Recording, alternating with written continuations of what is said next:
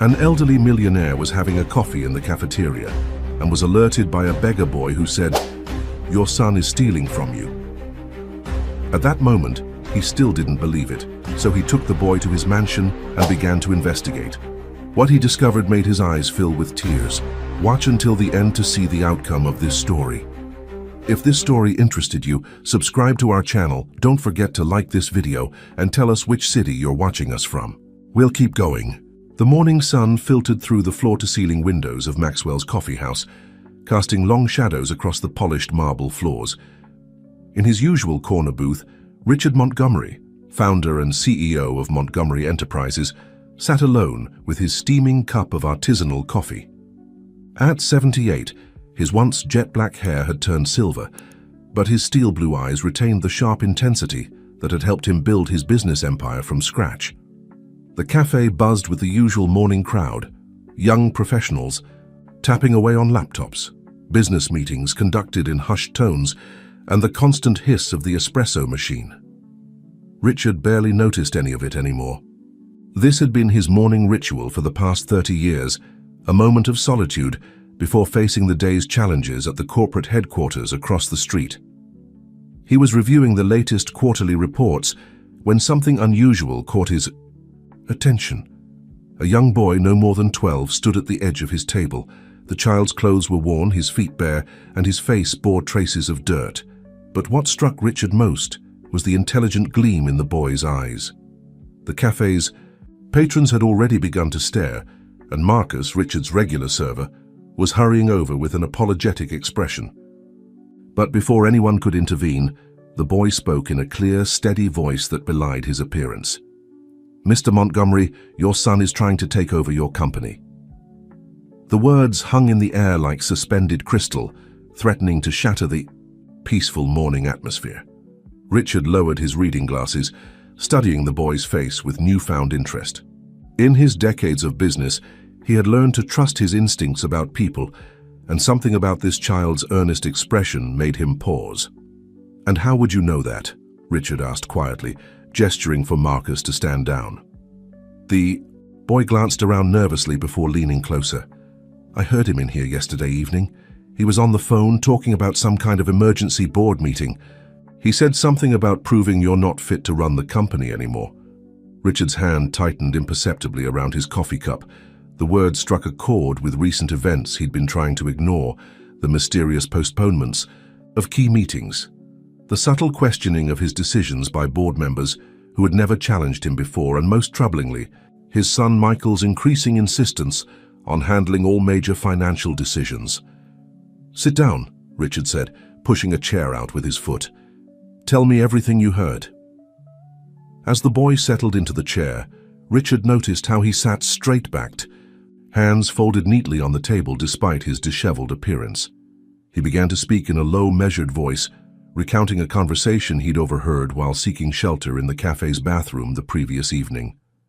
The details were precise. Numbers, dates, names of board members. This was no random accusation or attempt at extortion. The boy described overhearing Michael's phone conversation about doctored competency evaluations, manipulated financial reports, and a carefully orchestrated plan to present Richard as an aging leader losing his grip on reality. With each word, Richard felt the weight of denial lifting from his shoulders, replaced by a cold clarity. He had built Montgomery Enterprises from nothing, turning a small software company into a global technology giant. Along the way, he had navigated hostile takeover attempts, market crashes, and countless competitors, but never had he imagined his greatest threat would come from within his own family. "What's your name?" Richard asked when the boy finished speaking. "Tommy," the child replied, fidgeting slightly under Richard's intense gaze. "And why are you telling me this, Tommy?" The boy's answer came without hesitation. "Because it's not right. My dad always said that families should stick together, help each other, not this." Richard leaned back, considering the irony of receiving such a fundamental lesson in family. Values from a homeless child. The morning crowd had thinned, and through the windows he could see the Montgomery Enterprises tower gleaming in the distance, 90 stories of glass and steel that seemed to pierce the sky itself. He pulled out his phone and made a quick call. "James, bring the car around and cancel my morning meetings." Turning back to Tommy, he asked, "Would you like some breakfast? We have a lot to discuss and I never could think straight on an empty stomach." The boy's eyes widened slightly, but he maintained his composure. As Marcus approached with menus, Richard found himself studying Tommy's face, wondering what twist of fate had brought this unlikely messenger into his life at precisely the right moment. Over plates of eggs, Benedict and fresh orange juice, Tommy's story began to take shape. With even greater detail, Richard listened intently, his breakfast growing cold as the boy described snippets of conversation he'd overheard.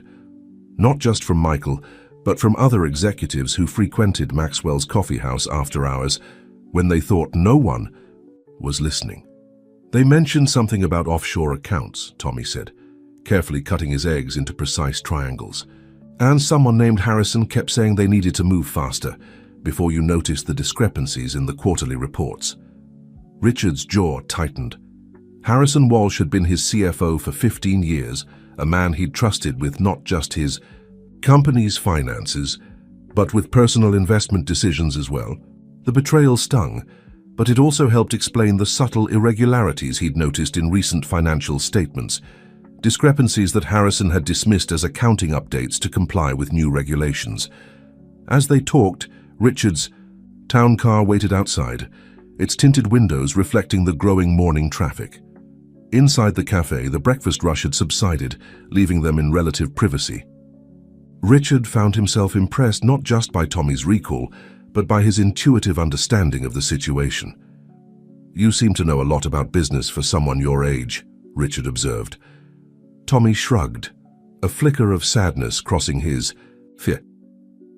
"My dad was an accountant. He taught me about numbers, about business. He said understanding money was important, but being honest was more important." "Your father sounds like a wise man." "Where is he now?" "Gone," Tommy replied simply, turning his attention back to his plate. Richard nodded, recognizing the boundary in the boy's response. Instead of pressing, he shifted the conversation back to Michael and the impending takeover attempt. "When did you first start noticing these meetings?" "About 3 weeks ago," Tommy answered. "They always come in late after most people leave. They think no one can hear them in the back booth, but sound carries in here at night when it's quiet." Richard pulled out his tablet and began making notes. The timeline aligned perfectly with several suspicious events: the sudden resignation of his longtime personal assistant, the mysterious computer glitch that had locked him out of certain financial records, and Michael's insistence on relocating the upcoming board meeting to an unusual venue. "Mr. Montgomery," Tommy said suddenly, his voice dropping to barely above a whisper, "there's something else. Yesterday, I heard them talking about some kind of meeting tomorrow. They said it was their last chance before the quarterly shareholders' call." Richard's fingers froze over the tablet.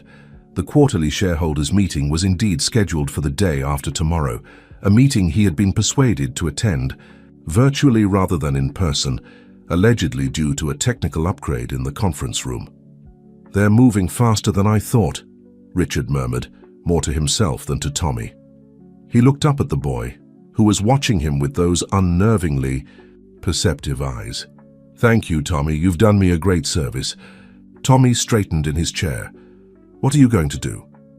"First," Richard said, closing his tablet, "I'm going to make some calls. Then, I'm going to need your help with something else, if you're willing." "What kind of help?" Richard leaned forward, lowering his voice. "I need someone they don't know, someone they won't suspect to be my eyes and ears. Someone who can move around unnoticed and report back to me. Would you be interested in that job?" Tommy's eyes lit up with a mixture of excitement and uncertainty. "Like a secret agent?" "More like a special consultant," Richard corrected with a slight smile. "Of course, this position would come with certain benefits: proper clothes, a safe place to stay, and a fair compensation for your time." The boy's expression turned serious. "I don't want charity, Mr. Montgomery. I want to earn my way." Richard felt a surge of respect for the child's dignity. "This isn't charity, Tommy. This is a business proposition. I need someone I can trust, someone with your particular talents for observation and analysis. In return, I'm offering you an opportunity to build a better future for yourself. Do we have a deal?" Tommy considered the offer for a long moment, his young face contemplative. Finally, he extended his hand across the table. "Deal." As Richard shook the small hand, he couldn't help but notice the contrast between this boy's integrity and his own son's duplicity. Outside, the morning sun had climbed higher, casting new shadows across the city streets. In the Montgomery Enterprises Tower, Michael would be arriving at his office, unaware that his carefully constructed plan was about to unravel. The Montgomery Enterprises Tower cast a long shadow over the financial district as Richard's town car pulled into the private underground garage. Tommy, now dressed in new clothes from a hasty shopping trip, sat beside him, taking in everything with keen interest. The boy's transformation was remarkable. Cleaned up and properly dressed, he could easily pass for the son of any of the executives who worked in the building. "Remember the plan," Richard said as they stepped into his private elevator. "You're my grandson from my late daughter Sarah, here for a brief visit. The security team has been briefed, and your temporary access card will let you move freely through the building." Tommy nodded, touching the access card in his pocket. "And I should pay special attention to the conference rooms on the executive floor, especially when Mr. Michael is having meetings." "Exactly, but be careful. Harrison Walsh, my CFO, is particularly observant. Try to avoid his notice."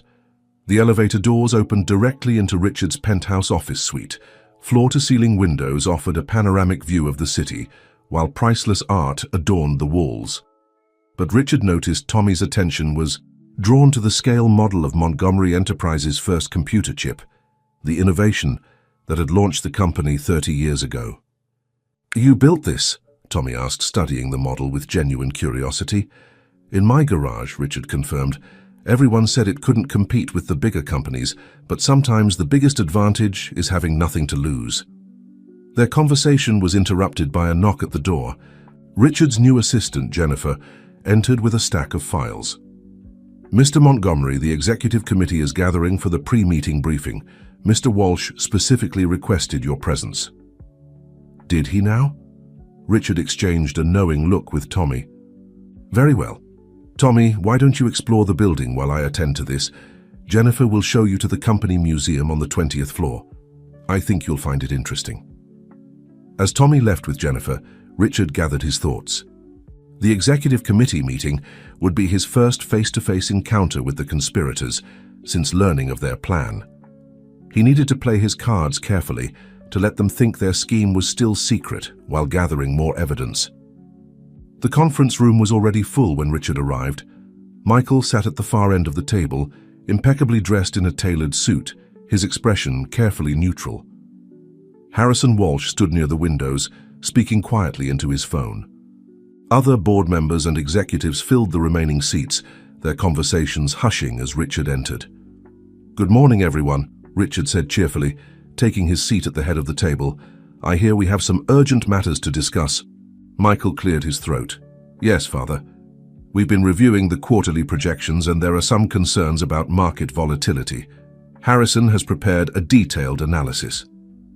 Harrison stepped forward, clicking through a series of complex charts on the presentation screen. "As you can see, our exposure in certain markets has increased significantly. Given the current economic climate, we believe immediate action is necessary to protect shareholder interests." Richard listened carefully, noting how the presentation subtly emphasized risks while downplaying the company's strong fundamentals. It was skillfully done. Any casual observer would think they were simply being prudent, not setting the stage for a corporate coup. "Interesting analysis," Richard said when Harrison finished. "Though I notice it doesn't include our new quantum computing division's projections. Surely that would offset some of these concerns." A flicker of surprise crossed Harrison's face. The quantum computing project was supposed to be confidential, part of Richard's long-term strategy that even Michael didn't know about yet. "I wasn't aware that project had moved beyond the research phase," Michael interjected smoothly. "Perhaps we should discuss resource allocation for such speculative ventures." "Oh, it's well beyond speculation," Richard replied, enjoying the subtle shift in the room's atmosphere. In fact, I have a meeting with the development team this afternoon. Would you like to join us, Michael? See the future of the company firsthand. Michael's smile tightened. Unfortunately, I have other commitments, but I'm sure you can fill me in later. The meeting continued, a careful dance of proposals and counter-proposals. Richard played along, watching how his son and Harrison exchanged glances when they thought he wasn't looking. He appeared to accept their suggestions while subtly steering the conversation away from any binding decisions. As the meeting wound down, Richard caught a glimpse of Tommy through the conference room's glass walls, apparently lost and studying a directory board. The boy's performance was perfect. Just another kid waiting for a parent. Nothing to draw attention. But Richard noticed how Tommy's eyes darted periodically to Michael's tablet, left carelessly open on the conference table. "Well, I think that covers everything," Harrison said, gathering his papers. "Though we should schedule a follow-up to finalize the restructuring proposals before the shareholders' meeting." "Of course," Richard agreed amicably, "though I was thinking we might move the shareholders' meeting back to the main conference room. These technical upgrades seem to be taking longer than expected." Michael's head snapped up. "The alternate venue is already arranged, Father. Changing it now would create unnecessary complications." "Nonsense," Richard waved his hand dismissively. "I'll have it expedite the upgrades. A company of our size should have its shareholders' meeting in its own building, don't you think?" He could almost see the calculations running behind Michael's eyes, the hasty revisions to carefully laid plans. But before his son could argue further, Richard stood up, effectively ending the discussion. "Now, if you'll excuse me, I believe my grandson is waiting for me. Family lunch and all that, you understand." As Richard left the conference room, he could feel the tension he'd left in his wake. The first moves in this corporate chess game had been made, and he'd managed to disrupt their carefully orchestrated plan without revealing his knowledge. But this was just the beginning. The real challenge would come at tomorrow's shareholders' meeting. Tommy was waiting by the elevators when Richard emerged from the conference room. The boy's expression was carefully neutral, but his eyes held a hint of excitement that told Richard he'd discovered something significant. They maintained their casual demeanor until they were safely enclosed in Richard's private elevator. "They have a whole set of different financial reports," Tommy burst out as soon as the doors closed. "While you were in the meeting, I saw Mr. Walsh's assistant printing documents in the copy room. The numbers are completely different from what they showed you." Richard pressed the button for his private floor. "Did you get a good look at them?" "Better." Tommy pulled out his phone, another recent acquisition, and showed Richard several carefully framed photos. "I pretended to be playing games while waiting near the printer. The assistant didn't even notice me." Richard studied the photos with growing concern. The documents showed systematic manipulation of the company's financial projections, carefully designed to paint a picture of impending crisis that only Michael's aggressive new leadership could solve. "There's more," Tommy continued as they entered Richard's office. "I overheard Michael on his phone when he left the conference room. He's meeting someone named Elena for lunch at Bella Luna restaurant. He said something about making sure all the votes are lined up for tomorrow." "Elena." "Blackwood," Richard muttered. "She represents our largest institutional investor." He sat heavily in his chair, the weight of the betrayal settling more firmly on his shoulders. Eleanor had been a trusted ally for years, helping him fight off several hostile takeover attempts. If Michael had managed to turn her... "What are we going to do?" Tommy asked, perching on the edge of a leather chair. Richard's eyes traveled to the wall of photographs behind his desk, images chronicling the company's history. There was Michael as a boy, proudly holding the newspaper announcing Montgomery Enterprises' IPO. Another showed him graduating from business school, Richard's arm around his shoulders, both of them beaming with pride and possibility. "We're going to have lunch," Richard said finally, turning back to Tommy, "at Bella Luna." The upscale Italian restaurant was crowded when Richard and Tommy arrived, but the maitre d' immediately led them to Richard's regular table, which, not coincidentally, offered a clear view of the private dining room where Michael was meeting. "Helena Blackwood, your usual Pellegrino, Mr. Montgomery?" the waiter asked. "Yes, and a lemonade for my young friend here." Richard opened his menu. though his attention was focused on the partially visible figures through the frosted glass partition. "Tell me, Tommy, what do you think makes someone betray their own family?" Tommy considered the question while studying his menu. Maybe they forget it's betrayal. Maybe they tell themselves they're doing the right thing even when they know they're not. Richard nodded thoughtfully. "When I started this company, Michael was just a boy. He used to sit in my office, after school doing his homework while I worked. Sometimes when I had late meetings, he'd fall asleep on the office couch. I'd carry him to the car, and he'd wake up just enough to ask if we'd won whatever deal I was working on." What changed? Success. Perhaps, or maybe I did. Richard's voice grew contemplative. I was so focused on building something that would last, something I could pass on to him, that I forgot to make sure he understood what really mattered. Their conversation paused as the waiter returned with their drinks. Through the partition, Richard could see Michael gesturing emphatically, while Eleanor nodded, her expression serious. On the table between them lay a thick folder, undoubtedly containing the manufactured evidence of Richard's supposed incompetence. "Sir," Tommy said suddenly, his voice low but urgent, "look at Ms. Blackwood's face. She doesn't seem happy with whatever Mr. Michael is saying." Richard studied Elena more carefully. Tommy was right, there was a tension in her posture, a slight frown that suggested skepticism rather than agreement. As they watched, she shook her head firmly and began gathering her things. Michael reached across the table, his expression pleading, but Elena stood up, clutching her designer handbag. She emerged from the private dining room with quick steps, her heels clicking against the hardwood floor. As she passed their table, she noticed Richard and froze. "Richard," she said, composure briefly cracking, I didn't expect to see you here." "Elena," Richard replied calmly, "lovely day for a business lunch, isn't it?" She glanced back at the private dining room, where Michael was now visible in the doorway, his face pale. "Richard, we need to talk. Not here, but soon. There are things you should know." "I believe I already do," Richard said softly. "The question is, what are you going to do about it?" Elena's eyes darted to Tommy, then back to Richard. Something seemed to settle in her expression. "The right thing," she said firmly. "Finally." With that, she turned and strode out of the restaurant, leaving Michael staring after her in barely concealed panic. "I think," Richard said to Tommy, picking up his menu again, "we should try the pasta special. We have a big day ahead of us tomorrow, and I've always found Italian food excellent for strategic planning." The sun was setting over the city skyline when Richard's private elevator opened into his penthouse apartment. The vast living space, occupying the top floor of his residential building, offered a panoramic view of the urban landscape he'd helped shape over the decades. Tommy stood at the floor-to-ceiling windows, mesmerized by the golden light reflecting off countless glass surfaces.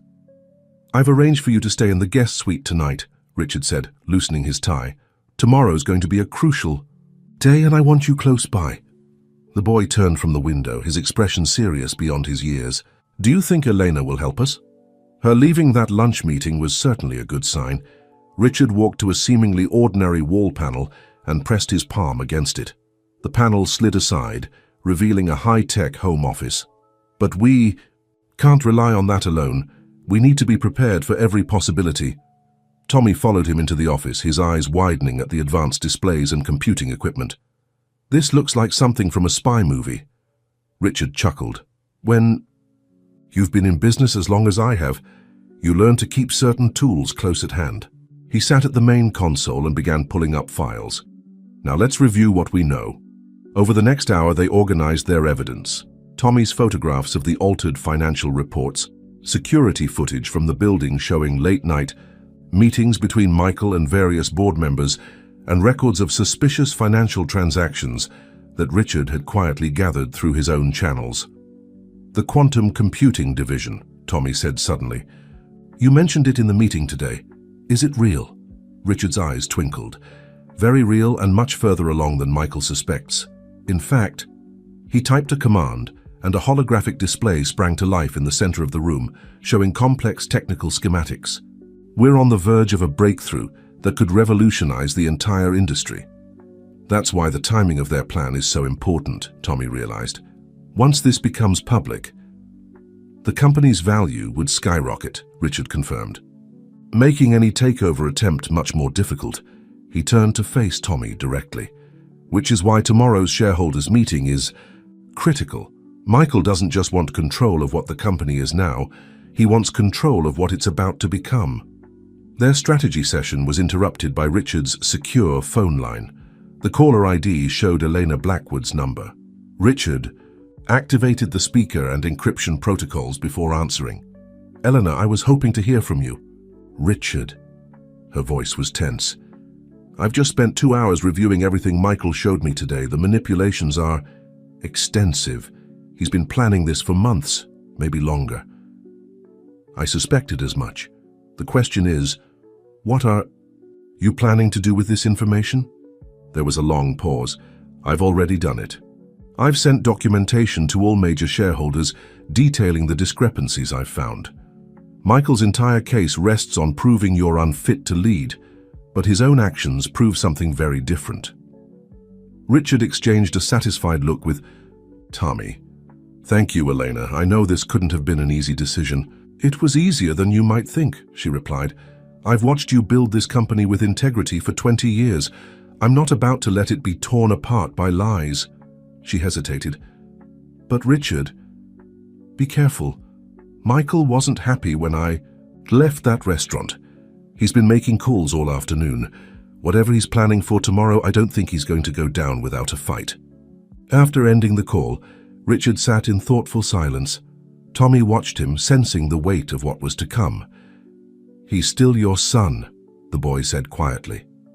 Richard's eyes drifted to a family photo on his desk, Michael as a teenager, grinning proudly next to his father at a company celebration. "Yes, he is, which makes tomorrow all the more difficult." Rising from his chair, Richard walked to a small safe hidden behind an abstract painting. He opened it and removed a leather-bound journal. "This is the original business plan for Montgomery Enterprises," he explained, handling the book with reverence. "I wrote it 30 years ago when all I had was an idea and the determination to make it real."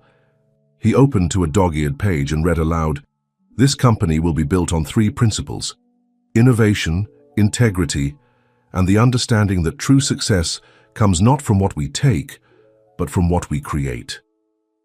Tommy moved closer, studying the handwritten words. "Those are good principles." "They are," Richard agreed, "and tomorrow we're going to fight to preserve them." He checked his watch. "But first, we need rest and dinner. I believe I promised you my chef's famous lasagna." As they left the office, Richard's phone buzzed with an urgent message from his security team. Michael had just entered the building, heading for the executive floor. The night, it seemed, was not over yet. "Change of plans," Richard said, his voice grave. "I think it's time for a father-son talk." He turned to Tommy. "Would you mind having dinner in your suite? I believe my son and I need to have a private conversation." Tommy nodded solemnly. "Be careful, Mr. Montgomery." "Always am, my boy. Always am." Richard straightened his tie and headed for the elevator.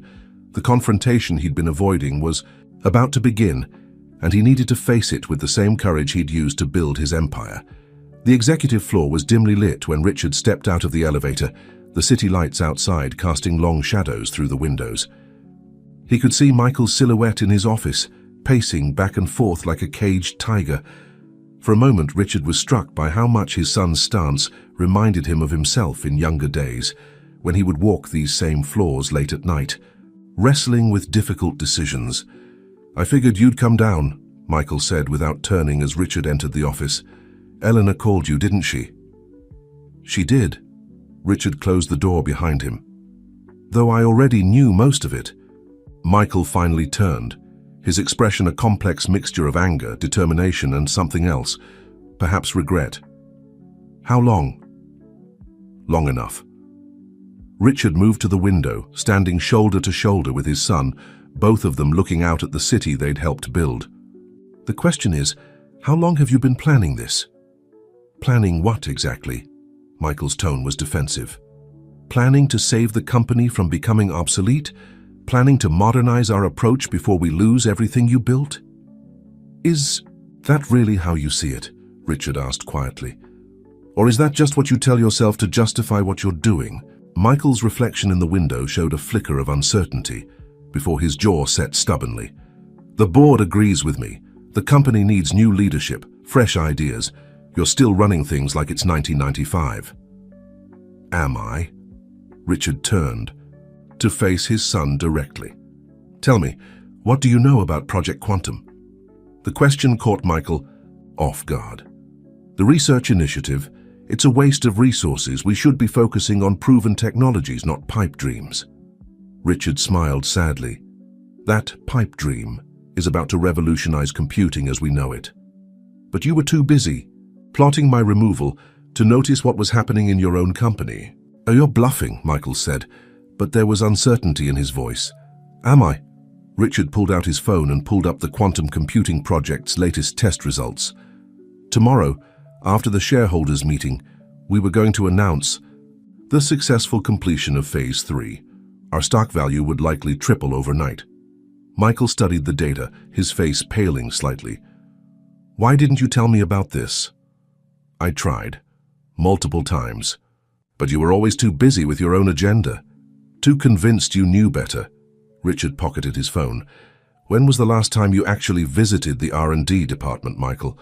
When was the last time you talked to our engineers about their dreams for the future, not just their quarterly targets? Michael ran a hand through his hair, a gesture of frustration that reminded Richard painfully of Michael's mother. That's not fair. I've been working to protect this company's future. No, Richard said firmly. You've been working to take control of it. There's a difference. He moved to Michael's desk and picked up a framed photo, Michael's graduation, from business school. Do you remember what I told you that day? Michael's voice was barely audible. That the company would be mine someday. I said it would be yours when you were ready. Richard set the photo down carefully. Not when you managed to take it, but when you understood what it truly means to lead. And you get to decide when that is. Michael's anger flared again. I'm not a child anymore, Father. I've earned this. Earned it, Richard's voice sharpened. By falsifying reports, by manipulating board members, by trying to convince everyone I'm mentally unfit. He pulled out several documents from his jacket. These are the real numbers, Michael, the ones you've been hiding. Did you really think I wouldn't find out? Michael stared at the papers, his facade finally cracking. You don't understand the pressure, the expectations, everyone always comparing me to you, waiting for me to fail. So you decided to prove them right? Richard's tone softened. Son, I never wanted you to be me. I wanted you to be better than me. The silence that followed was heavy with decades of unspoken words. Outside, the city continued its endless dance of lights and shadows, unaware of the drama unfolding in the tower above. It's not too late to stop this, Richard said finally. We can find a way forward together. Michael turned back to the window, his reflection showing the internal struggle playing across his features. When he spoke, his voice was cold and determined.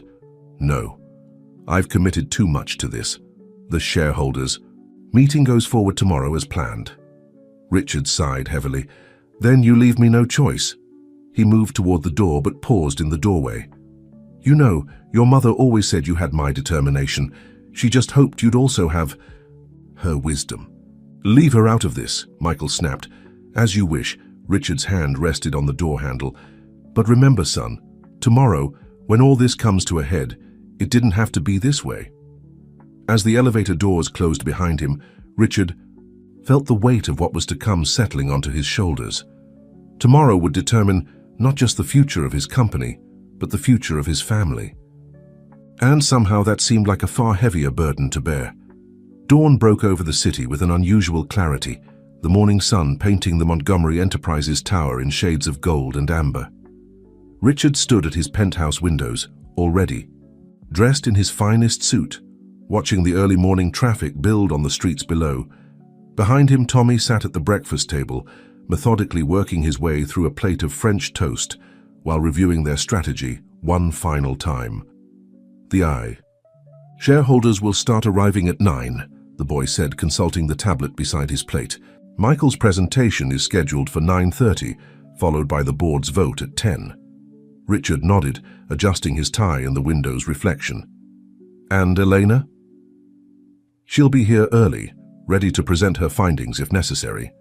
Tommy hesitated. But Mr. Montgomery, what if Michael has something else planned, something we don't know about? Richard turned from the window, studying the boy who had become such an unexpected ally. He probably does. Michael's always been thorough in his planning, but sometimes the best defense isn't about knowing every move your opponent might make. It's about being ready to adapt when they make it. The intercom buzzed and Jennifer's voice came through. Sir, Miss Blackwood has arrived. She's asking to speak with you privately before the meeting. Send her up, Richard replied, then turned to Tommy. Time to put on your game face, young man. The real work begins now. Elena Blackwood strode into the penthouse moments later, impeccably dressed in a charcoal suit, her normally composed features tight with concern. Richard, we have a problem. Michael's team has been working through the night. They've prepared something, I'm not sure what, but Harrison Walsh looked far too confident when I saw him in the lobby. Richard gestured for her to sit. Tell me everything you've observed. They've been calling shareholders individually, focusing on the newer investors who don't know you personally. And she pulled out her phone, showing them a confidential email. They've hired Preston and Associates. The crisis management firm? Richard's eyebrows rose. Preston and Associates were known for handling high-profile corporate takeovers, specializing in swaying shareholder opinion through carefully orchestrated media campaigns. They're planning to go public with their accusations, Elena confirmed. If the board vote doesn't go their way, they'll take it to the media.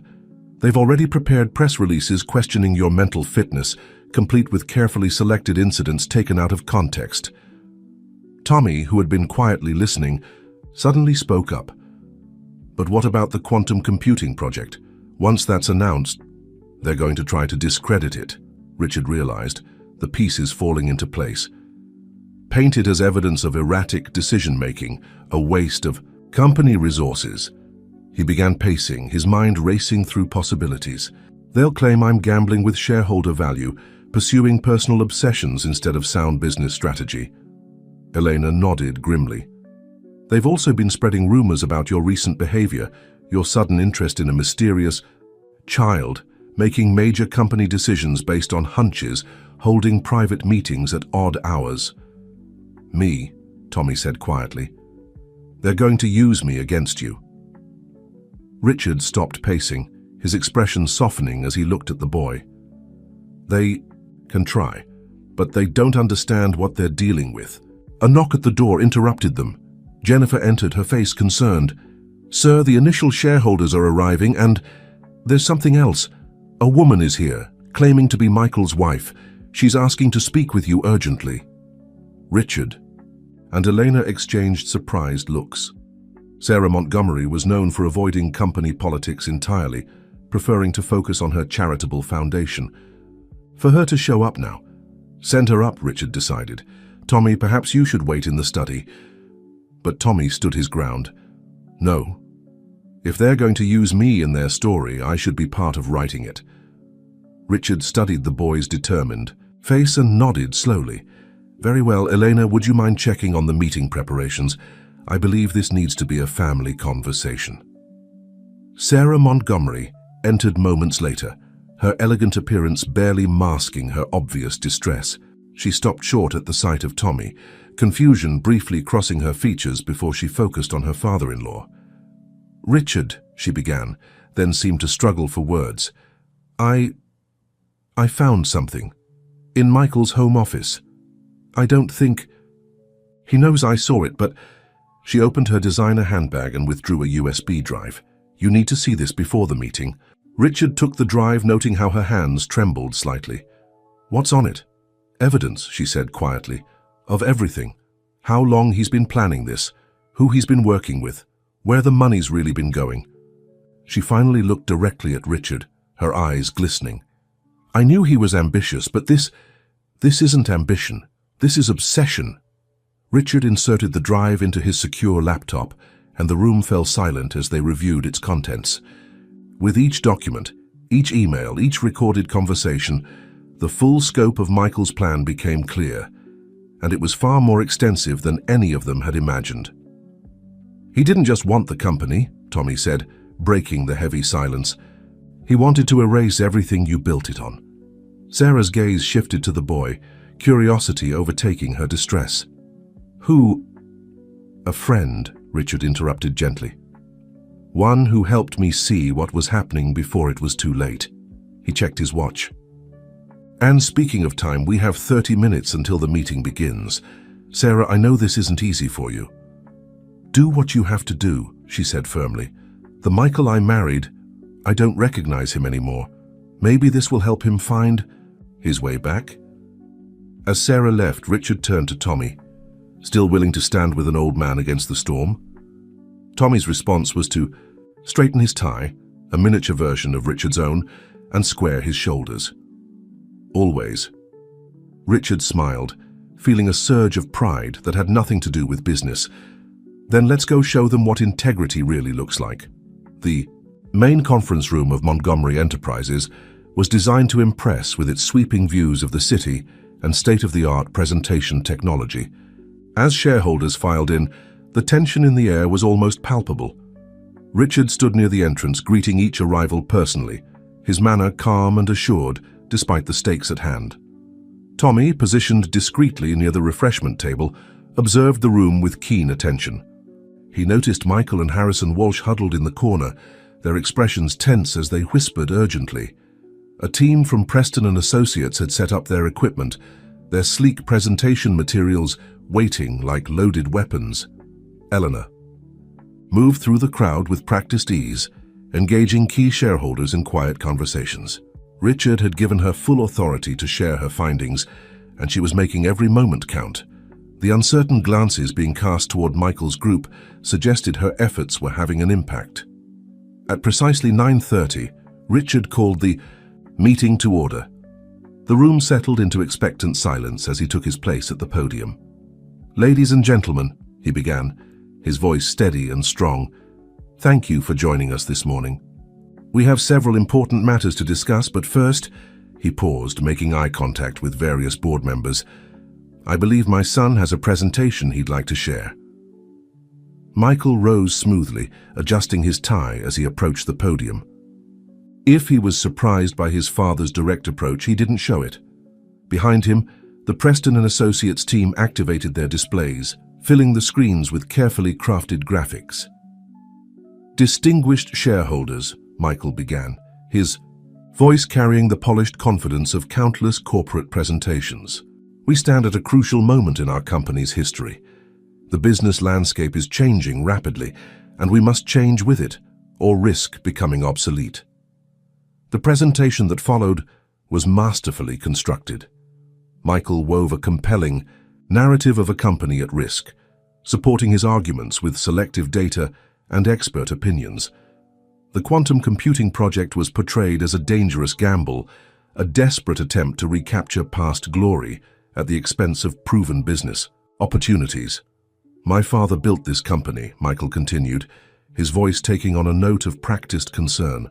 His vision was revolutionary for its time. But times change and leadership must change with them. Recent decisions have raised serious concerns about the direction we're taking. The screens filled with charts showing apparent declines in key metrics, carefully manipulated to support Michael's narrative. Tommy watched the shareholders' reactions, noting the growing unease in their expressions. Even those who had seemed supportive of Richard earlier were beginning to shift uncomfortably in their seats. We have a responsibility, Michael pressed on, to protect this company's future. That means making difficult decisions, including, he paused for effect, acknowledging when it's time for new leadership. The room erupted in murmurs. This was it, the direct challenge they'd been expecting. Michael gestured to his legal team, who began distributing documents to the board members. "Before you is a detailed proposal for restructuring company leadership," Michael announced, "including an independent medical evaluation suggesting that my father's recent behavior indicates declining capacity for executive decision-making."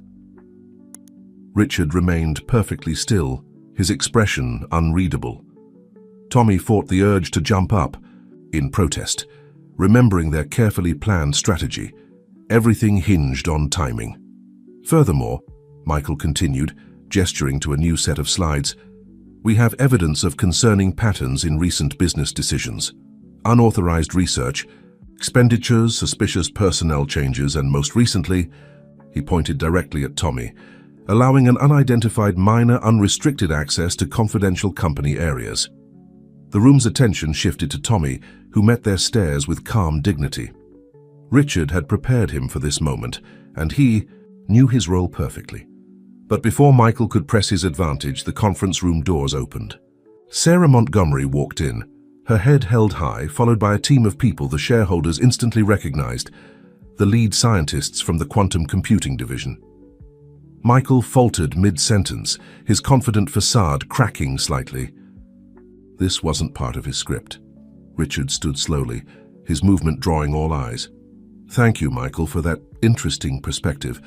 Now, if you'll allow me, I believe it's time for a different kind of presentation." He nodded to Tommy, who activated a new set of displays, one about the true future of Montgomery Enterprises and the difference between innovation and manipulation. The quantum computing team's lead scientist stepped forward, and the screens filled with real-time data from their latest breakthrough. The atmosphere in the room began to shift, but this was just the beginning. Richard had weathered enough corporate battles to know that the real fight was only just starting. The quantum computing presentation unfolded like a masterfully orchestrated symphony. Dr. Amanda Chen, the project's lead scientist, commanded the room's attention with the quiet confidence of someone who had revolutionized their field. Behind her, the screens displayed real-time demonstrations of breakthrough technology that left even the most skeptical shareholders leaning forward, in their seats. "What you're seeing," Dr. Chen explained, "is not just theoretical potential. This is functional quantum processing at room temperature, something our competitors said wouldn't be possible for another decade." She gestured to a live feed from the research lab. "We achieved stable quantum coherence 3 weeks ago. The implications for everything from financial modeling to artificial intelligence are beyond anything currently available." Michael stood at the back of the room, his expression darkening as he watched his carefully constructed narrative begin to unravel. Harrison Walsh was frantically typing on his tablet, likely trying to reconcile these revelations with their prepared counter-arguments. "But perhaps," Richard said, rising to join Dr. Chen at the podium, "we should address the broader question of leadership and vision." He turned to face the shareholders directly. "My son has suggested that I'm out of touch with modern business realities, that my leadership style is obsolete." Tommy watched as Richard moved away from the podium, walking slowly among the assembled shareholders. It was a technique the boy had seen him practice the night before, making each person feel personally addressed. "Leadership isn't about following trends," Richard continued. "It's about seeing possibilities others miss. When I started this company, everyone said personal computers were a fad. When we moved into mobile technology, they said we were too late to the market. And now," he gestured to the quantum computing display, "they say quantum computing is a pipe dream." Sarah Montgomery stood up, drawing all eyes. "If I may speak." At Richard's nod, she moved to the center of the room. "I've been silent about company matters for years, believing it wasn't my place to interfere. But what I've discovered recently," she pulled out the USB drive, holding it up. "This contains evidence of a systematic campaign to undermine not just Richard's leadership, but the very principles this company was built on." Michael stepped forward, his voice tight. "Sarah, don't—" "I'm sorry, Michael," she cut him off, her voice firm. "But this has to stop." She turned to address the room. "The documents you were given about Richard's supposed mental decline? They were fabricated. The financial reports showing declining performance manipulated. I know because I found the original versions, along with emails detailing exactly how they were to be altered. The room erupted in shocked murmurs. Elena. Blackwood quickly stood, adding her voice to Sarah's. I can confirm this. As head of institutional investment, I conducted my own investigation when I noticed discrepancies. What Mrs. Montgomery says is absolutely true. Harrison Walsh started edging toward the door, but Richard's security team was already in position. Tommy couldn't help but feel a twist of satisfaction at seeing the man's confident demeanor crumble. Furthermore, Sarah continued, her voice growing stronger, the quantum computing project isn't just real. It's been deliberately hidden from many of you. Why? Because its success would have made this takeover attempt impossible. Michael surged forward. This is ridiculous. You're all being manipulated by an old man who can't accept that his time has passed. Look at the evidence we presented. Fabricated evidence. Tommy's clear voice cut through the chaos. All eyes turned to him as he stood, tablet in hand. Would you like me to show everyone the real numbers, Mr. Michael? The ones you didn't alter? Who is this child? One of the senior board members demanded. Richard smiled. This is Tommy, and he has quite a story to tell about overhearing certain conversations in Maxwell's coffee house, conversations that never should have happened in public. Tommy stepped forward, his young face serious as he addressed the shareholders. I heard them planning everything, how they would change the numbers, how they would make Mr. Montgomery look unstable, how they would hide the quantum project's success until after they had taken control. You expect us to believe the word of some random street kid, Michael scoffed, but his voice held a note of desperation. No, Richard replied calmly. I expect them to believe the evidence. He nodded to Tommy, who activated a new display. You see, Tommy wasn't just listening. He was recording. The color drained from Michael's face as his own voice filled the room, discussing the details of his plan with Harrison Walsh. The recording was crystal clear, leaving no room for denial or misinterpretation. But Richard wasn't finished. With a gesture to Dr. Chen, he revealed their final card.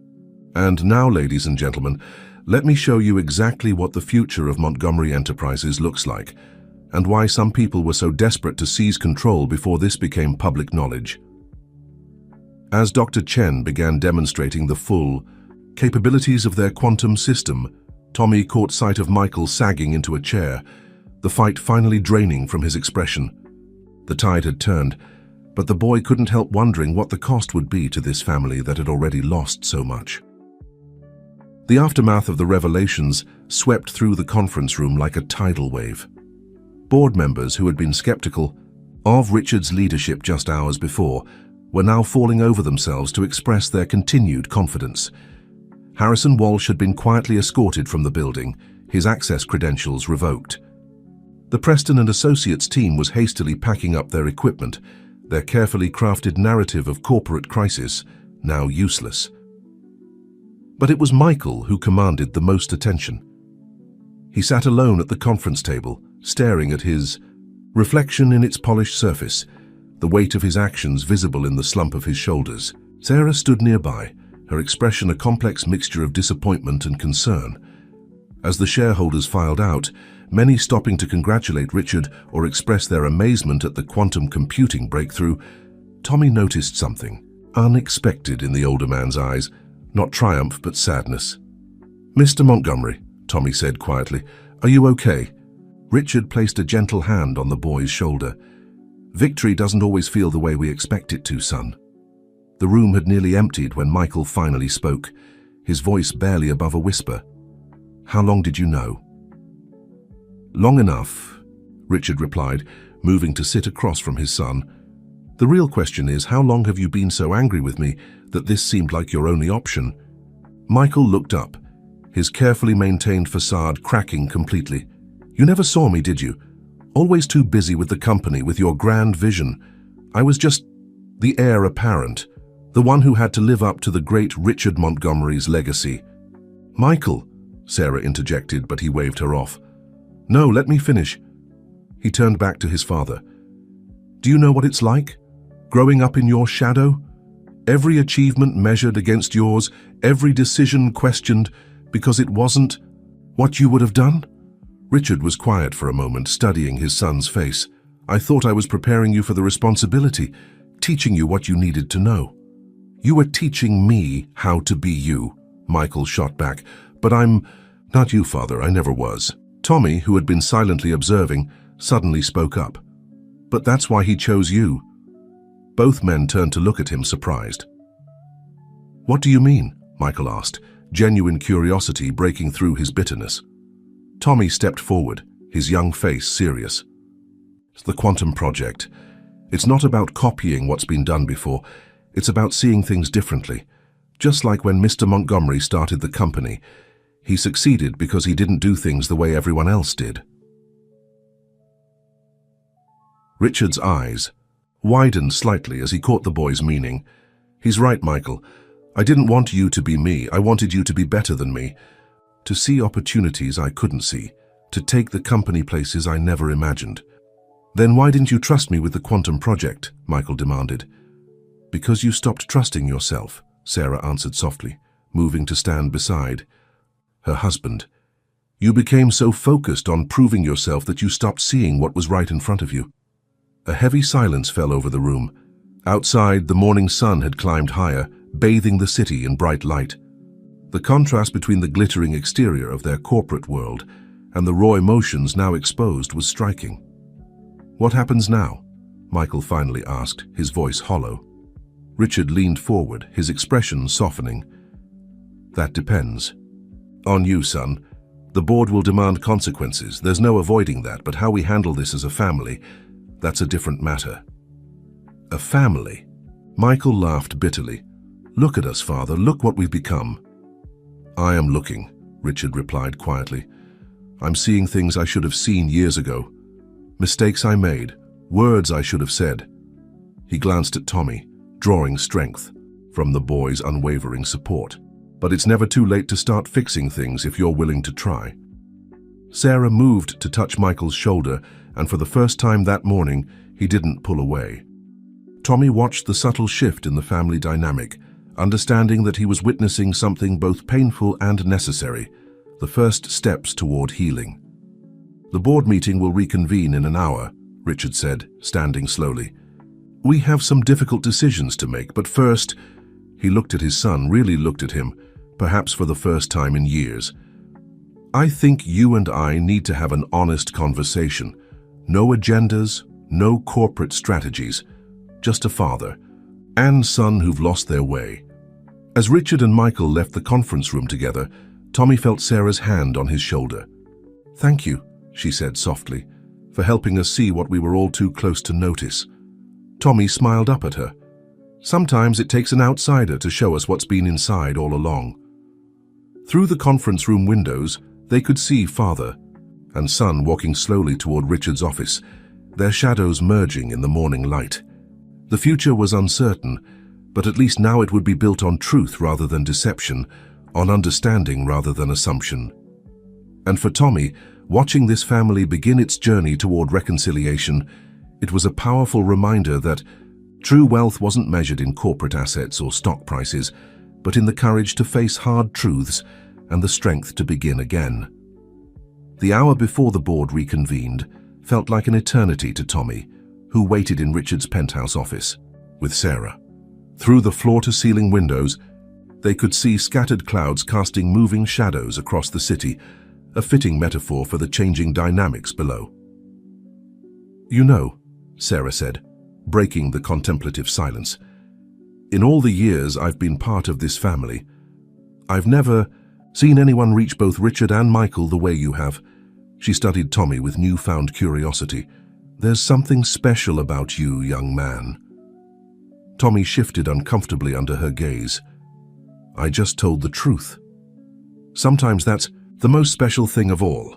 Sarah moved to a sleek cabinet and pulled out a photo album, something surprisingly traditional for such a modern space. Would you like to see something? She opened the album to reveal a photograph of a much younger Richard and Michael. They were in what looked like a garage workshop, both covered in grease and grinning at the camera. Michael couldn't have been more than 12. This was taken the summer they built their first computer together, Sarah explained. Michael missed his Little League championship game to finish it. He said baseball could wait. This was more important. Tommy studied the photo, noting the pride in both their faces. What happened? Life, success, the constant pressure of running a global company. Sarah turned another page, showing the gradual progression of their relationship through the years. The smiles became more formal, the spontaneous moments fewer. Richard wanted to give Michael everything he never had growing up, but somewhere along the way, he forgot to give him what he did have, Tommy finished quietly, like that workshop time. Sarah looked at him sharply. Exactly. You understand? More than most adults I know.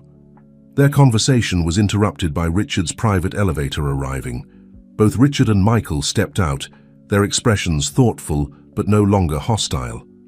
Something had shifted between them during their private talk. The board is waiting, Richard announced, though he seemed in no hurry to head down. Instead, he walked to his desk and pulled out an old leather journal. But first, I want to share something with all of you. He opened the journal carefully, its pages worn with age. This is from the day I started the company. I wrote, "Today, I begin building something that will outlast me. Not just a business, but a legacy of innovation and integrity. Something my children can be proud of, not because of its success, but because of how we achieved that success." Michael moved closer, his eyes fixed on the journal. "I've never seen this before." "No, you haven't," Richard admitted. "I've kept it private all these years, thinking it was just my personal reminder. But maybe that was another mistake." He looked at his son directly. "You said I never saw you, Michael, but the truth is I saw too much of myself in you. I was so focused on protecting you from my mistakes that I didn't let you make your own." "Father," Michael began, but Richard held up a hand. "Let me finish. The quantum computing project, it wasn't just about new technology. It was about proving that Montgomery Enterprises could still innovate, still take bold risks. But I realized something this morning, watching you in that meeting." "What's that?" Michael asked quietly. "That I've been running this company like it's still in that garage, making all the decisions, keeping all the secrets, trying to control everything." Richard closed the journal. "That has to change." Sarah moved to stand beside her husband. "What are you suggesting?" "A new structure, one that recognizes the need for both experience and fresh perspectives." Richard turned to Michael. "The board will demand consequences for what happened, and rightly so. But they also need to understand that this company's future depends on change." Tommy watched as understanding dawned on Michael's face. "You're not stepping down?" "No," Richard smiled slightly. "But I am stepping back. The quantum computing division needs someone who understands both the technology and the market. Someone who can bridge the gap between innovation and implementation." "You want me to run it?" Michael's voice held equal parts surprise and skepticism. "I want you to earn it," Richard corrected. "Starting from the ground up, working with the development team, proving yourself not to me, but to yourself." He paused, letting the words sink in. "And in time, if you show you've learned from this, there's no reason you can't earn back everything else too." The tension in Michael's shoulders, present for so long it had seemed permanent, began to ease. "Starting over. Starting fresh," Richard amended, "with clear eyes and honest hearts." He looked around at all of them, his son, his daughter-in-law, and the remarkable boy who had helped bring them to this moment. "What do you say?" Before Michael could answer, Tommy spoke up. "Can I go down to the lab sometimes too? I want to learn about quantum computing." The unexpected question broke the heavy moment, causing everyone to laugh. Richard's eyes twinkled as he looked at the boy. "I think that could be arranged. After all, every great company needs fresh perspectives." As they prepared to face the board, Tommy caught a glimpse of their reflections in the window. The established businessman, the son seeking redemption, the supportive wife, and the street-smart boy who had somehow brought them all together. They made an unlikely family, but perhaps that was what made it work. The board meeting that followed was unlike any in Montgomery Enterprises history. Instead of the expected executive execution, the shareholders witnessed something far more powerful, a family and a company choosing transformation over destruction. Richard stood before the assembled board members, his presence commanding, as ever, but with a new quality of openness that many had never seen before. Ladies and gentlemen, this morning we witnessed an attempt to change the leadership of this company through deception that cannot and will not be ignored. He paused, letting the gravity of the situation settle over the room. However, we also witnessed something else, a revelation about how we've been operating, about the walls we've built between innovation and implementation, between experience and fresh ideas. Michael sat quietly in the front row, his posture straight but humble, Sarah beside him, her hand resting supportively on his arm. Tommy had been given a special seat near Richard's podium, his presence a reminder of how truth could come from unexpected sources. "I am proposing a restructuring of Montgomery Enterprises," Richard continued. "Not the one you were presented with earlier, but one that will genuinely prepare us for the future." He gestured to the screens where a new organizational chart appeared. The quantum computing division will become a separate subsidiary with its own board and leadership structure. This will allow for more focused development while protecting our core business. The shareholders leaned forward, their interest peaked. The quantum computing breakthrough had already generated significant buzz in the financial markets. As for leadership, Richard's voice softened slightly. Michael Montgomery will join the quantum computing team, not as an executive, but as a project coordinator. He will work directly with our development teams, learning the technology from the ground up. Murmurs filled the room. This was not the harsh punishment many had expected, but neither was it a mere slap on the wrist. It was something else entirely, a chance for redemption through genuine contribution. Mr. Montgomery, one of the senior board members, spoke. While we appreciate the gesture after this morning's revelations, I understand your concerns," Richard interrupted smoothly, "which is why all major decisions in the quantum division will require joint approval from both the subsidiary board and the main board. Trust, once broken, must be rebuilt carefully." Michael stood up, his voice clear and steady. "If I may address the board." At Richard's nod, he turned to face the shareholders. "I won't insult you by trying to justify my actions. What I did was wrong, not just professionally but personally. I lost sight of what this company truly stands for, what my father built it to be." He paused, gathering his thoughts.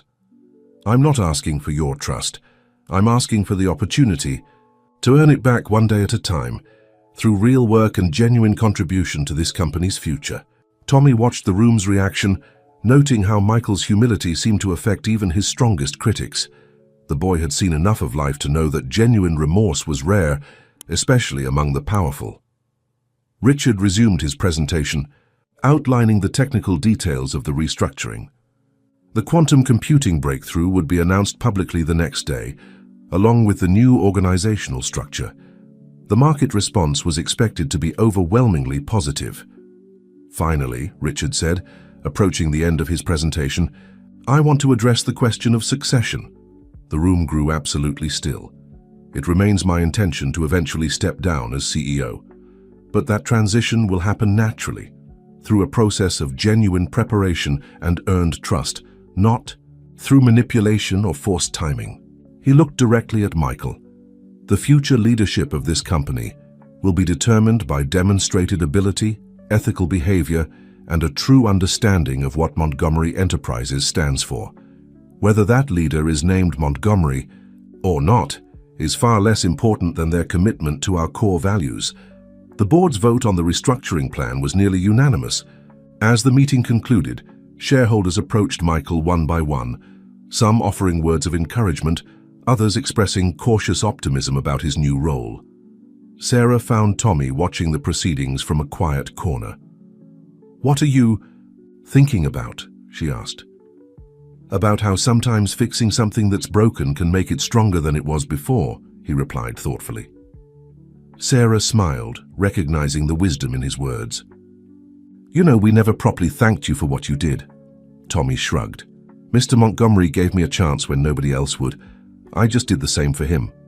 Across the room, Richard and Michael were engaged in what appeared to be their first, genuinely relaxed conversation in years. They were discussing the quantum computing project, with Michael asking detailed technical questions that showed he'd been paying more attention than anyone realized. "You know," Sarah said, watching her. "Husband and father-in-law, families are a lot like quantum computers. Everything looks complicated and impossible to understand from the outside, but somehow when you get the right elements in place, it all starts working together in amazing ways." Tommy grinned. "Does that make me a quantum particle?" "Maybe," she laughed, "one that helped realign our whole system." As the boardroom slowly emptied, the Montgomery family, now unexpectedly expanded by one observant young boy, stood together at the windows, looking out at the city they would continue to help shape. The future was uncertain, but for the first time in a long while it held the promise of something better than mere success. It held the promise of redemption, understanding, and growth. And for Tommy, who had started this journey as a hidden observer in a coffee shop, it held something even more precious, the promise of belonging. The announcement of Montgomery Enterprises' quantum computing breakthrough sent shockwaves through the tech industry. As predicted, the company's stock price soared, but the real transformation was happening inside the company's walls, far from the public eye. 1 month after the fateful board meeting, the quantum computing division had taken shape in a newly renovated floor of the Montgomery building. The space was designed to foster collaboration, with open workspaces, cutting-edge laboratories, and most surprisingly to many employees, a classroom-style learning center where Michael Montgomery could often be found, taking notes alongside junior developers. Tommy, true to his word, had become a regular presence in the lab after his school hours. Richard had arranged for him to attend the city's best private school, but the boy's real education seemed to happen in the afternoons, when he absorbed quantum computing concepts with an enthusiasm that amazed even the senior scientists. "Sure, kid's got a natural intuition for it," Dr. Chen remarked to Richard one afternoon, watching Tommy work through a complex problem set. "He sees patterns that some of our PhDs miss." Richard nodded, but his attention was drawn to another figure in the lab. Michael was at a workstation, sleeves rolled up, deeply engaged in discussion with a team of engineers. The change in his son over the past month had been remarkable. "How's he doing?" Richard asked Dr. Sohm. Chen quietly. "Honestly, better than I expected," she smiled. "He's not afraid to admit what he doesn't know, and he works twice as hard as anyone else to learn it. The team respects that." Their conversation was interrupted by Sarah's arrival. She'd taken a more active role in the company since the restructuring, helping to reshape their corporate social responsibility initiatives. "The education outreach program is ready to launch," she announced, her eyes bright with excitement. "We're going to start offering quantum computing workshops to underprivileged schools across the city." "Tommy's idea?" Richard guessed. "Partly," Sarah admitted. "He pointed out that there might be other kids like him out there, ones who just need a chance to show what they can do."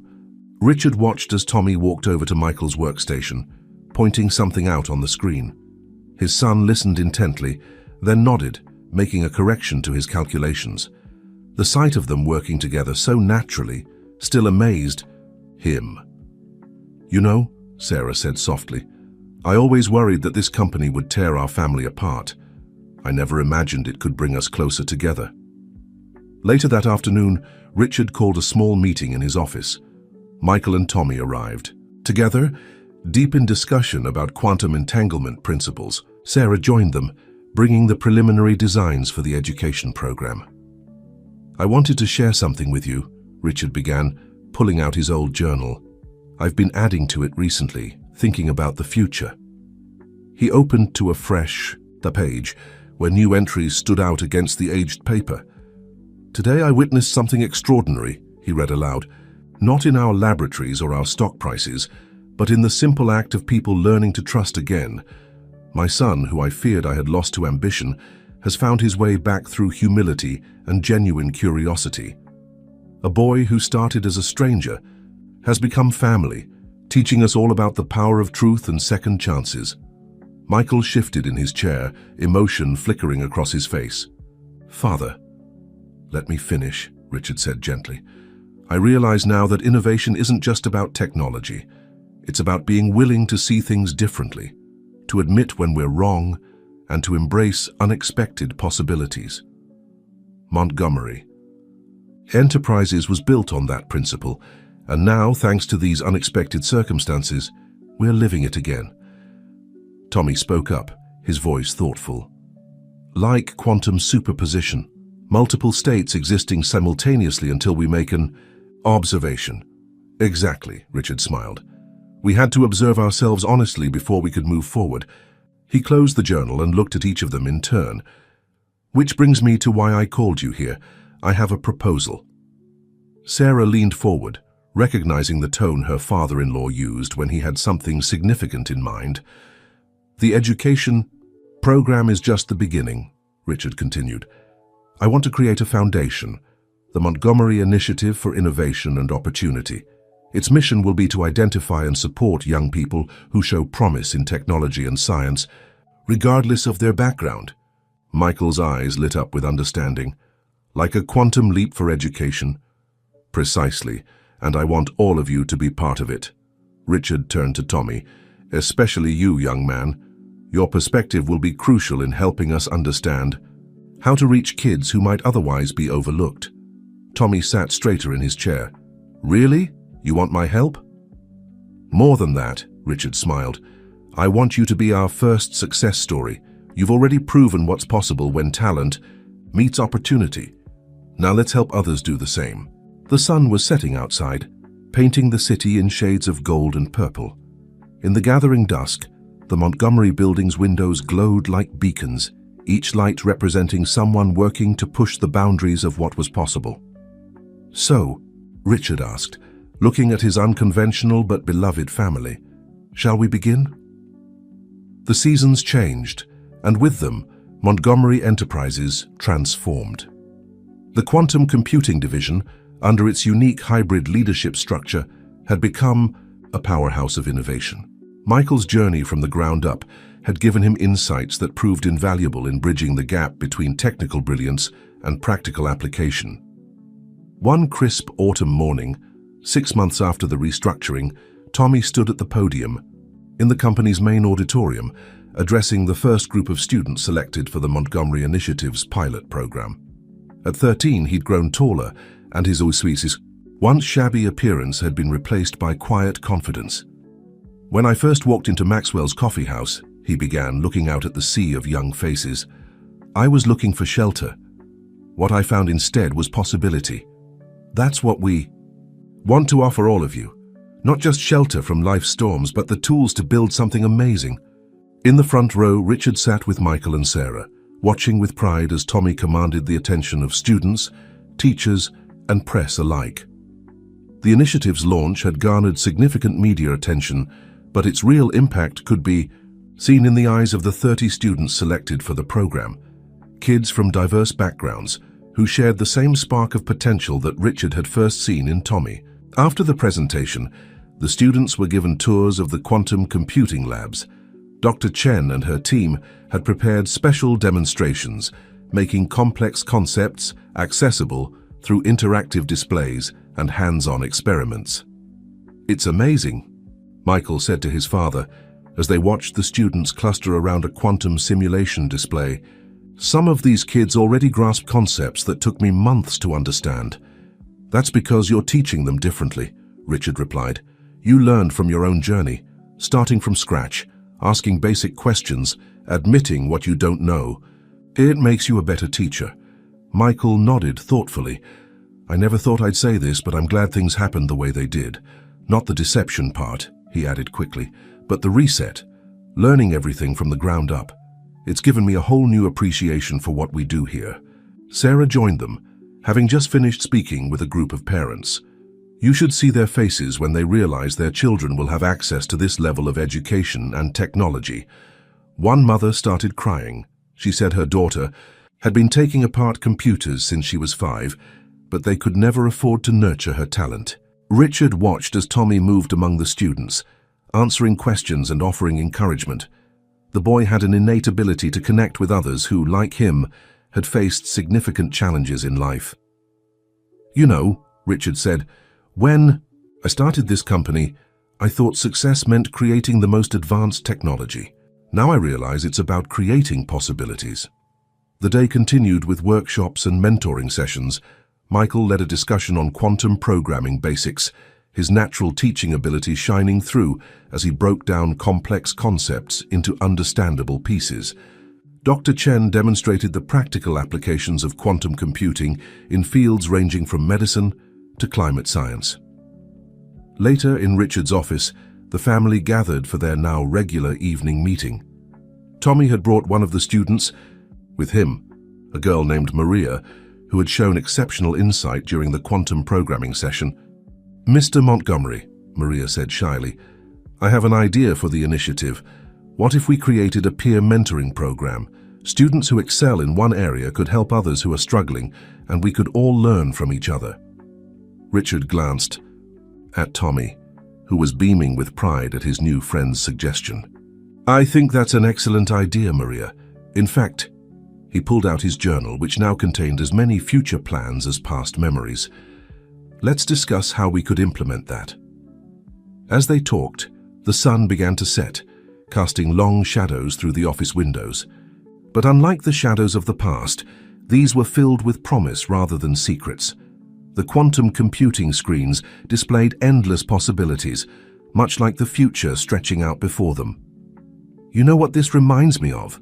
Tommy said suddenly, looking around at the family that had adopted him in all but name. "Quantum entanglement. Once particles become entangled, they remain connected no matter how far apart they are. Their states are linked forever." Michael laughed. "Are you saying we're all quantumly entangled now?" "Maybe we are," Sarah smiled. "Connected by something stronger than blood or business, by choice and understanding."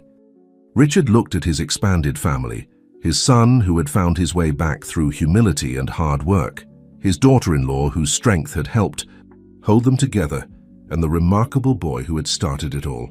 Each of them had chosen to be here, to be part of this new chapter in the Montgomery story. "Quantum entanglement," he mused. "I like that. It means no matter what challenges come our way, we're connected. We face them together." As evening settled, over the city, the lights of the Montgomery building shone bright against the darkening sky. Inside, a family continued planning for the future, their bond strengthened by the very crisis that had threatened to tear them apart. And somewhere in the quantum realm, particles danced their eternal dance, proving that in both science and life, the most powerful connections are the ones we choose to nurture. 1 year had passed since the day Tommy first entered Maxwell's coffee house. The familiar corner booth where everything began was now occupied by a very different scene. Richard, Michael, Sarah, and Tommy sat together, sharing breakfast and planning the upcoming expansion of the Montgomery initiative. "The results from the first year are beyond our expectations," Sarah reported, sliding a tablet across the table. 97% retention rate in the program, and 3 of our students have already filed provisional patents for their innovations. Michael studied the data with pride. "Maria's quantum encryption protocol is particularly impressive. Some of our senior engineers think it could revolutionize secure communications." "Speaking of Maria," Tommy added, "she's organized a peer mentoring network that's spread to 5 other schools. They're calling it the Quantum Network." Richard listened to them with quiet satisfaction, noting how naturally they worked together now. The past year had transformed them from a fractured family into a cohesive team, each member contributing their unique strengths to their shared mission. "I've been thinking," Richard said, setting down his coffee cup. "It's time to take the next step in our company's evolution." The others looked at him expectantly. They had learned that when Richard Montgomery got that particular gleam in his eye, something significant was about to happen. "The quantum computing division has exceeded all projections," he continued. "But more importantly, the way it's been managed, the combination of experienced leadership and fresh perspectives, the integration of education and innovation, it's shown us a new way forward." Michael leaned forward, understanding beginning to dawn. "You want to restructure the entire company along similar lines?" Not just restructure, Richard smiled. Reimagine. Every division would have its own educational component, its own outreach program. We'd create pathways for young innovators to move from the initiative into real-world projects. A complete integration of business and social impact, Sarah mused, breaking down the walls between corporate success and community benefit. Tommy, who had been quietly contemplating, suddenly spoke up. Like the quantum principle of superposition, every part of the company existing in multiple states simultaneously. Business and education, profit and purpose, experience and innovation. Exactly, Richard beamed at the boy who had grown so much in understanding over the past year. And speaking of multiple states, I have an announcement to make. He pulled out his ever-present journal, now accompanied by a newer volume. I've been keeping 2 sets of notes lately, one for the present and one for the future. He opened the newer journal to a carefully marked page.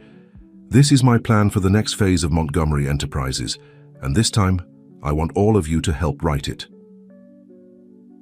The family spent the next hour in animated discussion, their breakfast growing cold as they explored possibilities. Michael's technical insights, tempered by his hard-earned humility, complemented Sarah's understanding of social impact. Tommy's fresh perspective helped them see opportunities they might have missed, while Richard's experience helped shape their ideas into practical strategies. As the morning crowd thinned, a young girl approached their table, her eyes wide with recognition. She was wearing the Montgomery Initiative uniform, a subtle but proud symbol of her participation in the program. Mr. Montgomery, she addressed Tommy, clutching a tablet. I'm sorry to interrupt, but I wanted to thank you. Your speech at last week's quantum programming workshop. It helped me understand everything differently. Tommy smiled warmly. That's exactly how it worked for me too. Sometimes we just need someone to show us a new way of looking at things. He glanced meaningfully at Richard. Would you like to join us? We're actually discussing some new ideas for the program. The girl's face lit up as she pulled up a chair.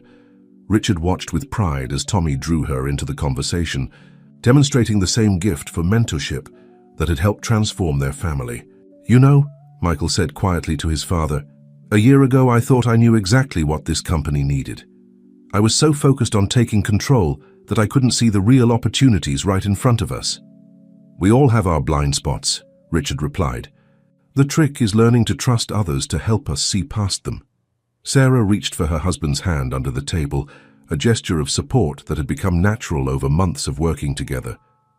The company's stronger now than it ever was, not just financially, but in its foundation, its purpose.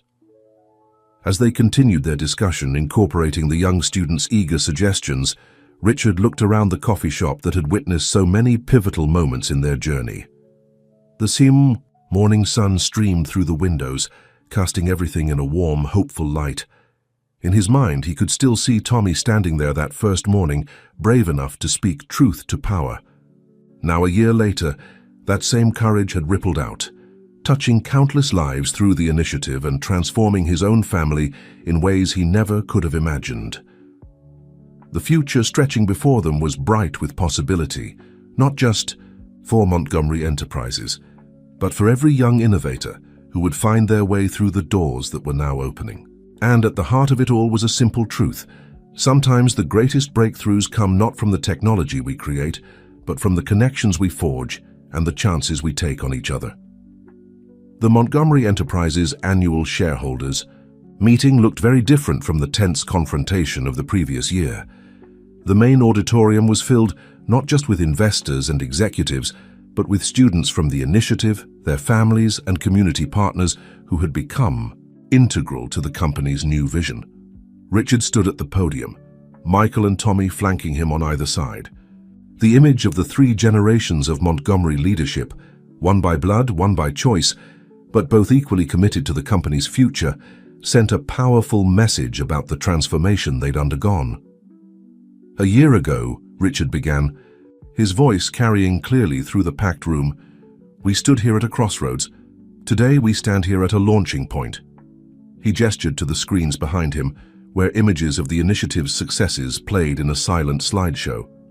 Montgomery Enterprises has always been about innovation, but we've learned that true innovation comes in many forms. Michael stepped forward to present the technical achievements of the past year. The quantum computing division had exceeded all expectations with breakthrough applications in healthcare, environmental protection, and data security. But it was his description of how these advances were being integrated with educational programs that really captured the audience's attention. Every technical achievement you see here, Michael explained, has been influenced by our student participants. Their fresh perspectives, their unfettered thinking, their courage to question established methods, these have become our greatest assets. Sarah, seated in the front row with Elena Blackwood, nodded in satisfaction. The shareholders' faces showed not just approval of the financial success, but genuine appreciation for the deeper changes in the company's culture. Then it was Tommy's turn to speak. At 14, he carried himself with a quiet confidence that belied his age. When I first came to Montgomery Enterprises, I thought I was just sharing information. What I found instead was a family. Not just the Montgomerys, who took me in, but a larger family of innovators, dreamers, and builders. He turned to gesture at the students in the audience. Look around this room. Every person here represents a possibility, a potential breakthrough waiting to happen. That's what the Montgomery Initiative is about, not just finding talent, but nurturing it, challenging it, and giving it room to grow. Richard watched with pride as Tommy continued, describing the peer mentoring program, the community outreach efforts, and the ways in which the initiative had grown beyond its original scope. The boy who had once lived on the streets was now helping to shape the future of one of the world's leading technology companies. As the presentation concluded, Richard returned to the podium for the final announcement. Today, we're not just celebrating our past achievements. We're launching the next phase of Montgomery Enterprises' evolution. He unveiled the new organizational structure, showing how each division would integrate education, innovation, and social impact. But perhaps the most significant announcement, Richard continued, is about leadership. He paused, looking out at the assembled crowd. As many of you know, I've been considering succession plans for some time. Today, I'm pleased to announce a new leadership model for Montgomery Enterprises. The room grew quiet with anticipation. Michael straightened slightly, his expression a mix of curiosity and newfound humility. Effective immediately, we will be implementing a collaborative leadership structure. Michael Montgomery will assume the role of Chief Innovation Officer, overseeing all technical divisions while continuing his hands-on work with our development teams. Michael's surprise was evident. This was not the traditional CEO role he had once coveted, but something potentially more meaningful. Sarah Montgomery will become our Chief Impact Officer, expanding her work with the initiative and integrating our social responsibility efforts across all divisions. Sarah's smile was bright with possibility as she squeezed Elena's hand in excitement. And, Richard continued, I'm pleased to announce that Tommy Wheeler will be joining our junior board of directors, ensuring that the perspective that helped transform our company continues to guide our future. The applause was spontaneous and genuine. Tommy's journey from street-smart observer to respected voice in the company's leadership had become a symbol of everything Montgomery Enterprises now stood for. As for myself, Richard concluded, I'll be taking on the role of executive chairman, focusing on long-term strategy and mentorship. Because if this year has taught us anything, it's that the best leaders are those who never stop learning. The standing ovation that followed wasn't just for the announcements or the company's success, it was for the story of transformation they had all witnessed, a story of family, redemption, and the power of giving everyone a chance to prove their worth. As the applause continued, Richard looked at his expanded family standing together on the stage. They had come full circle from that tense morning in Maxwell's coffee house, but the journey had taken them somewhere far better than any of them had imagined. In the front row, Maria, now one of the initiative's star students, was already scribbling notes, probably planning the next innovation she would bring to their quantum computing team. Around her, other students watched with shining eyes, seeing their own possibilities reflected in the story unfolding before them. The future of Montgomery Enterprises was no longer about one man's vision or one family's legacy. It had become something larger, a quantum field of possibilities, where every person's potential could entangle with others to create something greater than the sum of its parts. The news of Montgomery Enterprises' revolutionary restructuring spread through the business world like wildfire. What had started as a family drama had evolved into a case study in corporate transformation, attracting attention from industry leaders and academics alike. 1 month after the shareholders' meeting, the company hosted its first Global Innovation Summit.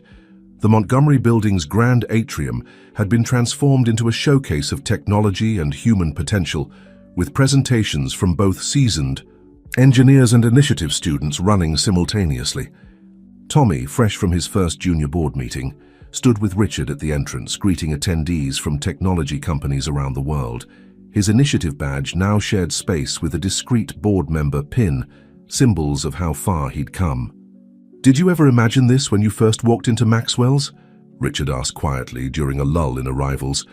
Tommy smiled, adjusting his tie, a habit he'd picked up from Richard. "Not even close.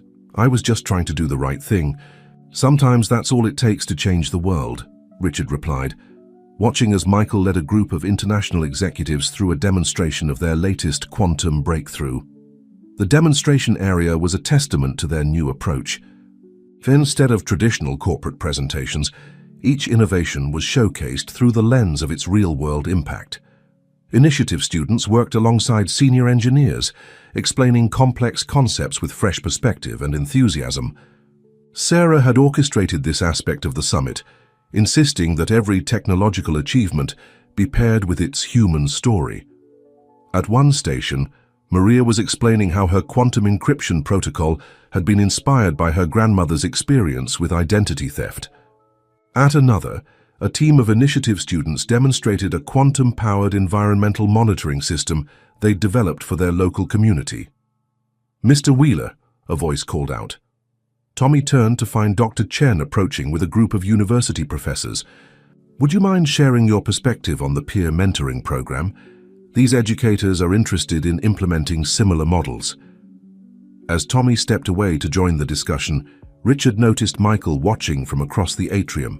His son's expression held none of the jealousy or resentment that might have once been there, only pride and genuine appreciation for the young man's contributions. "He's a natural leader," Michael said, joining his father. "Different style than either of us, but maybe that's exactly what we needed." Richard nodded. The best leaders don't try to replicate what came before. They find their own way to move things forward. Their conversation was interrupted by excited murmurs from the main demonstration area. Maria's team had just successfully tested a new application of their encryption protocol, achieving results that even the senior engineers hadn't thought possible. "You know what this reminds me of?" Michael mused, watching the celebration. "That summer, we spent building computers in the garage. Remember how excited we'd get when something finally worked?" "I remember," Richard smiled. "You had that same look Maria has now, like you could see possibilities nobody else could even imagine." "We lost that somewhere along the way, didn't we? Got so caught up in running the business that we forgot why we started it in the first place." Richard placed a hand on his son's shoulder. "Maybe. But look around. We found it again, and this time we're sharing it with others." The summit continued into the evening, with roundtable discussions and workshops, bringing together diverse perspectives from across the technology sector. But it was the impromptu moments that truly showcased the company's transformation. A veteran engineer earnestly taking notes, while a teenage student explained a novel approach to quantum entanglement, or a group of international executives brainstorming with initiative participants about applications in their home countries. Sarah found Richard observing it all from the mezzanine level. "The Harvard Business Review wants to do a case study," she informed him. "They're calling it the Montgomery Revolution, how a family crisis led to a new model of corporate innovation." "What do you think about that?" Richard asked, curious about her perspective. "I think they're missing the point," she replied thoughtfully. "This isn't about corporate innovation, it's about human potential. We just created the space for it to flourish." Below them, Tommy was now engaged in an animated discussion with a group of initiative students and corporate leaders, his natural ability to bridge different worlds evident in how he moved between technical concepts and practical applications. No, Sarah continued. When Michael first told me about the company's succession plans years ago, I worried it would tear us apart. I never imagined it would end up expanding our family instead. Richard watched as Michael joined Tommy's discussion, the two of them seamlessly building on each other's ideas. The quantum computing displays behind them cast ever-changing patterns of light across the atrium, a fitting backdrop for a company that had learned to embrace uncertainty and possibility. That's the thing about family, Richard replied. Sometimes it finds you when you least expect it and teaches you things you never knew you needed to learn. As the evening drew to a close, the atrium slowly emptied, leaving behind an atmosphere charged with possibility. The summit had accomplished more than just showcasing technology. It had demonstrated a new way of thinking about progress, innovation, and the relationships that drive them both. Tomorrow, these ideas would begin spreading to other companies, other institutions, creating ripples of change that would extend far beyond Montgomery Enterprises. But for now, in the quiet of the settling evening, a transformed family stood together, marveling at how one act of courage had set in motion something larger than any of them had imagined.